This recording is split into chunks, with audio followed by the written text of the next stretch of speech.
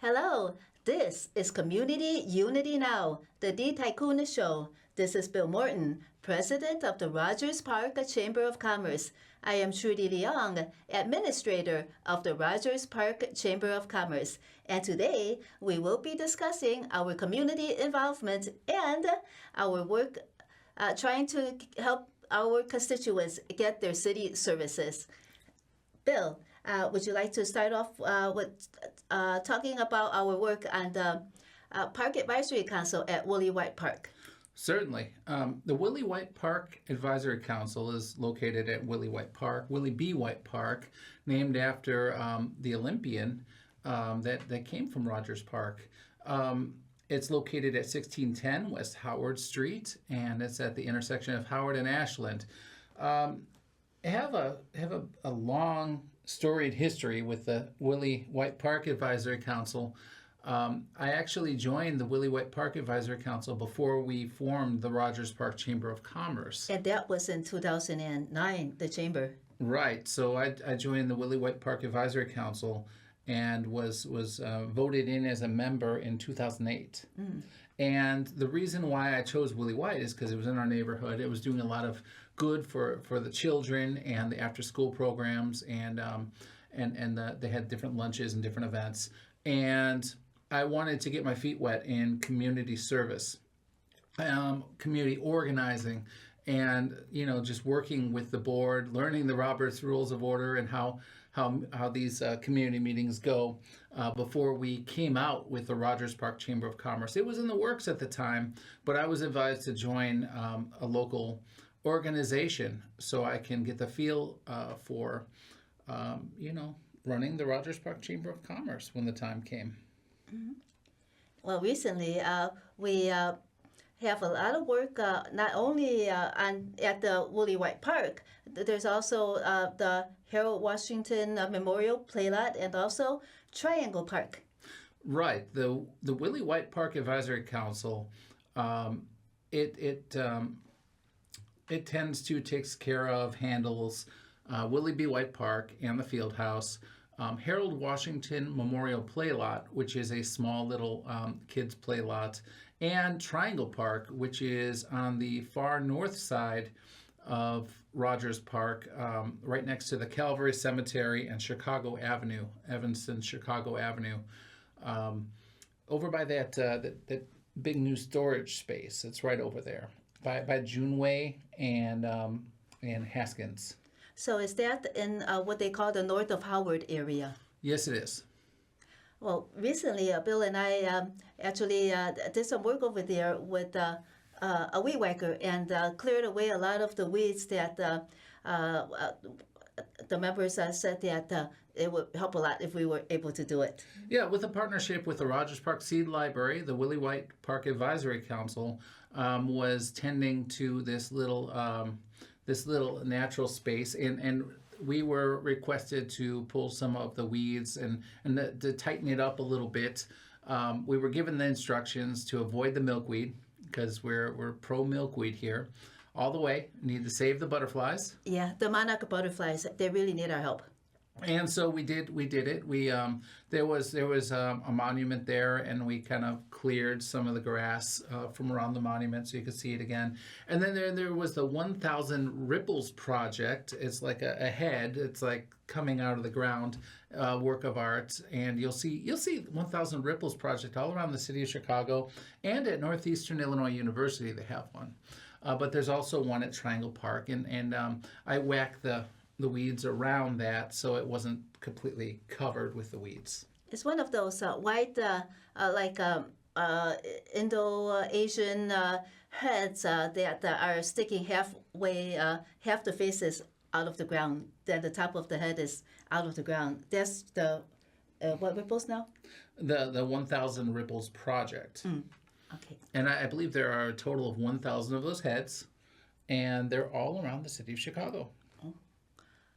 Well, that was That was really nice that we were able to help out with that. And then also we had some problems with the orchard over there too. They have an orchard, apple orchard with perennial worms, and they were trying to find out a way to get rid of the apple fruit worms. And luckily, I have a friend that said that there were some oils and some kind of natural oil that could be used to on the ground, but not on the fruit, to hopefully keep out the worms. So we'll see how that goes. So tell me about the perennial apple worms in the Triangle Park orchard. Well, there are always in any apple trees, unless you spray with chemicals, apples always have a lot of worms. It's very hard to get rid of worms from the apples. Okay. So luckily, I have a friend in Georgia that gave us some pointers about how to get rid of the worms. And then, but she cautioned us never spray that on the trees. Just spray around the on the ground. And then also, if we see any worms, anything on the trees, pluck them by hand. So it is a lot of work. So I was volunteering, and Trudy was volunteering as well. She was elected as a member of the Willie White Park Advisory Council maybe about 4 or 5 months ago. And I was elected as a member after my long, many-year hiatus from last time around this month. Congratulations. Thank Bill. you. I'm now a member again of the Willie White Park Advisory Council, official and proper. And I believe that when you join an organization, you should bring it. You should bring something to the table. You should bring whatever gifts you have, whether it's volunteering or donating or maybe helping out with a fundraiser. More than just showing up at the meetings. I would just like to spread the idea that when you join an organization that's a park advisory council or a local school council even, really try to bring it, like add something to not only the conversation and bring ideas, but add more of yourself. Bill and I are also members of the Gale Community Academy Local School Council. Yes, we were elected. We were elected onto it as community members, and that is in the north of Howard area. And Gale Academy has got 2 large buildings north of Howard area, where we're members of the Willie White Park Advisory Council now, right behind the Willie White Park Field House. Just north is one of those Gale Academy buildings. So we are working with a large portion of the north of Howard area of Rogers Park right now. And with the Gale Academy, with the Gale Community Academy, we are really focusing on the young students and the teachers and the safety and the usefulness of the school. Yes, public safety, because we did have incidents of a shooting on the sidewalk right by the school. And then, of course, we're very worried about that. And hopefully we could improve the public safety of that area as well as the whole 49th Ward. And then also, the school is old, so we're trying to get more resources to get rid of the lead and just improve the conditions for the students. There is funding available, and I know that our principal is going out there to try to secure the funding, and I know he's been successful in some cases. Mm-hmm. Yeah, he worked very hard on the Sustainable Schools Grant, and yesterday during our meeting, he was so happy and so grateful that he got the grant. The Gale Community Academy got the grant. Congratulations to everyone at that school, and thank you so much. We also have been helping our constituents in the 49th Ward. And sometimes it just happened without us even knowing that it was coming up. For instance, Bill and I have been attending the 2026 budget engagement forums. And at those forums, we would meet the city leaders. Yes, the mayor was there. All of the departments, all the heads of all of the departments were there, and we got to speak with them on the issues. There were presentations. They were roundtables. There were actual roundtables at Truman College one time around. I attended Malcolm X College and Kennedy King College. Yes. Mm-hmm. And then there was a fourth one just for the youth. People under 24, which we did not attend, but we attended the three. And Trudy, why don't you mention some of the results we got from the discussions?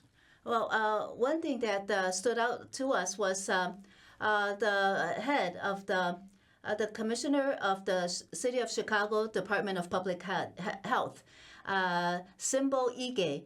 She told me that she was trying to contact the Office of the Alderman of the 49th Ward, spoke with them that West Nile virus had appeared in Rogers Park. So we waited a couple of days, and there wasn't any alert about the West Nile virus in Rogers Park. And by that time, the fourth day, since we got the news from the head of from the commissioner of the City of Chicago Department of Public Health, that there was West Nile virus, we had to bring it out to the media, unfortunately. They sent an email. She told us that they sent an email to our alderman's office. No, I'm not sure if that they sent the email, but they contacted the office. They contacted the office. They did not say how they contacted the office, Okay. but she said that. So she told us, and then we did some notice on Facebook to alert the community, because we know how dangerous West Nile virus could be. We have a large senior population in the 49th Ward, and we also have a lot of people with health conditions. And anybody with a weakened immune system would be susceptible to the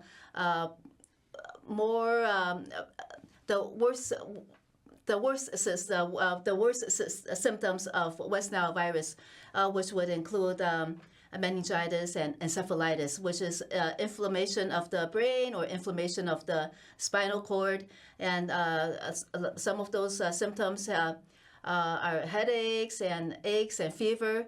And some people told us, as a result of our spreading the word to the community, that that they had West Nile virus 10 years ago, and they are still feeling the effects of it. They still feel terrible. And that was a comment on Rogers Park News to our press release. Right. And then also we see that we know that the West Nile virus is a mosquito-borne illness, and the only way to protect yourself is to apply DEET, and also to get rid of standing water. So we really needed to get the word out there to protect the community, get rid of the standing water. And as of now, there's still no official alert about the West Nile virus except from us. And we got it out to the News Star paper and a couple other online newspapers. And it got it out to just shout it out wherever we could. There's a Reddit news group, Rogers Park Edgewater, and a Rogers Park News Reddit, and of course the Rogers Park News Facebook group, which is the largest group in our neighborhood. How many are in the Rogers Park News group now? It's about almost 25,000. I think it's about 24,700 now. So it's really an efficient and effective way to get the word out to the people of Rogers Park that this is really a thing, and it really should have gotten out from our 49th Ward Alderman office, but it wasn't. It didn't go out that way. And in addition, there's the West Nile virus, and then there's the standing water issue. We have a business that told us that by Rogers and Clark. Rogers and Jarvis and Clark. around that intersection there. They told us that they have the standing water where people cannot enter their business because it ponds after a heavy rain and doesn't drain away until a very, very long time. And they said they tried everything possible. Went to the alderman, went to the 311, went to Streets and Sand, everything. They tried everything. And at the that 2026 budget public engagement forum, I happened to run into the head of Streets of Sand, and he also introduced me to the head of the Department of Water. And the two of them promised me that they would clean out the sewers in front of their business. But unfortunately, that still hasn't happened. There were 2 heavy rains after the engagement forum, and then we went over there, and it's still ponding. We're following up with the business owner who's right there on that corner. And when I went there and it was raining, I couldn't even jump over. It was like that wide. And I couldn't jump over it without falling into the puddle or stepping into the puddle. So you have to actually walk a quarter or a block down to where it kind of tapers off and jump over that part. So this business is on the corner and nobody can get to it because on both sides of the corner, both walkways on that corner, they're blocked off. And they're trying to poke this thing with a stick. They've contacted other people in the past, and nobody has actually come to their storefront. Nobody has followed up with them like we have. And that's why we're mentioning this now, because Trudy did speak with the heads of the departments, and they said... Well, they gave me their phone number. So one of the numbers that the Streets and Sand, head of the Streets and Sand department gave me, I called, and then it was actually to the Bureau of Rodent Control, and nobody even answered the phone. Maybe the sewer is clogged with rodents. Maybe the rodents are going in and out of underneath the 49th ward, and maybe collapsing some of the sewers. Who knows? But you took a picture of the sewer, and it's all accumulated under the grate. But who knows why it's accumulated? I was kind of joking about being clogged by dead rodents. I took a picture of the sewer, and if you go about an inch down, it's all straight, flat, silty mud. There's no hole at all. If you go 1 inch from the sewer top, it's flat, silty, thick mud, and they're trying to poke a stick down there to unclog it, and now the smell and everything else, and the water is on top of it.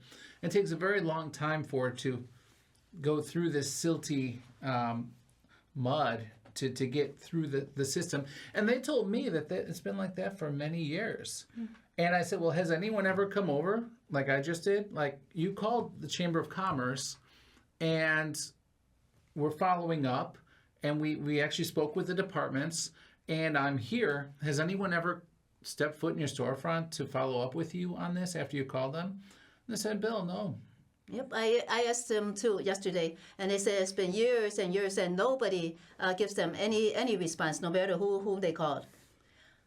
So this is a real issue with city services.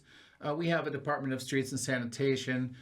We have a structure within the city of Chicago to fix things like this, but we don't have the will in the 49th Ward to fix a lot of these infrastructure issues.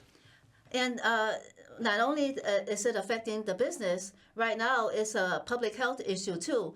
We really haven't heard before that there was ever West Nile in Rogers Park, but now that there is, that standing water is there for days and days on end, and that's a very dangerous condition for our residents. And that is such a busy intersection. People are always crossing the street over there to shop and to get on and off buses. And the thought was maybe the Water Reclamation District of Greater Chicagoland was stopping the sewers because their pots were filling up. But no, that's not the case at all. This sewer is packed with mud over so many years. It's been a problem for so long, and not the aldermen, and not the departments, and not the mayor, nobody, not the streets and sanitation are taking care of this issue. We are trying to address it. We are following up. If need be, we'll do a press conference about it. We're talking about it on television. Hello, we know you're watching. Fix the problem, please. Jarvis, Rogers, and Clark. We need this now. We also we spoke with the local streets and sand, and they said that there would be some of the restrictors on the sewers, the drains, that would prevent the water from going too fast into the lake. But then, of course, when I spoke with the head of the streets and sand, he said that is not the case. It just needs to be cleaned out. So evidently, according to him, if he's the head person, he should have the best knowledge of the situation. If all that it needs is for that drain to be scooped out and cleaned out, why isn't it being done? What is keeping such a simple procedure from getting done? And we don't know what the process looks like. We don't know if it's that big truck with the hose, if they're going to blow it out with a flush of water, if they're going to suck it out. Are they going to shovel it out? No, they have I've seen it before. They have this like a big scoop, and they scoop it out and they put it into another truck. They keep on scooping keep on scooping it into a container truck. It's very easy. They do it all the time. How long does that process take? It takes about 15 minutes, about 20 minutes. I've seen it done. So this has been going on for past 6 years at least, and it takes 30 minutes? 20 minutes. I've watched it. When I was young, I had nothing else better to do. I saw them there, and then I just waited and watched what they were doing.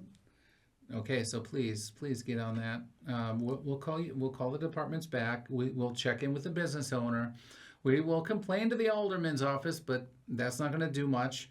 And we will eventually do a press conference about it when it floods up again. And here we are speaking about it, and we'll mention it on television again. And there's West Nile virus. That standing water needs to be not there. And a kitty corner from there too. Since you're at it, might as well do that one, because they have a sprinkler for their lawn, and then there's always standing water there. Ever since I moved to Rogers Park, 3 years, there's always standing water kitty corner from that business. Let me just say this very plainly. I'm not promoting a business. This is all about geography, so you understand what's going on. This is the corner of the Walgreens. So across Clark Street, there is a big long puddle along the curb, and it's a chronic issue. It's always there. On the other side, there's a business on the corner across from Rogers, and it's a major chronic issue. These are the two things that need to be taken care of. You know where they are. You've been alerted. We know you're watching. So please take care of them. Yeah, it's at that fashion store, the one where people have to jump over, and it's at the liquor store, the other one that's always flooded. No matter if it's raining or not, it's always flooded over there. So I think we made our request very clear and specific. And standing water, because we really need to get rid of the standing water to protect our residents from West Nile virus. No, any standing water. You're always asking the residents, people of the city of Chicago, please get rid of your standing water so that we could reduce the risk of West Nile virus. And that is not only the case in places where there is West Nile virus detected. You have told that to us to do that throughout Chicago, throughout Cook County, when there are some spots where West Nile virus has been detected. And right now, in Rogers Park, there is West Nile virus, and all the standing water in West Nile virus, in Rogers Park, that could breed mosquitoes who could bear West Nile virus needs to be dried out. And all it takes is scooping out that dirt from the grate of the sewers. So just real quick, I know we only have about a minute left. Trudy, do you have any idea how long it takes for mosquitoes to breed in that standing water? We only have 30 seconds.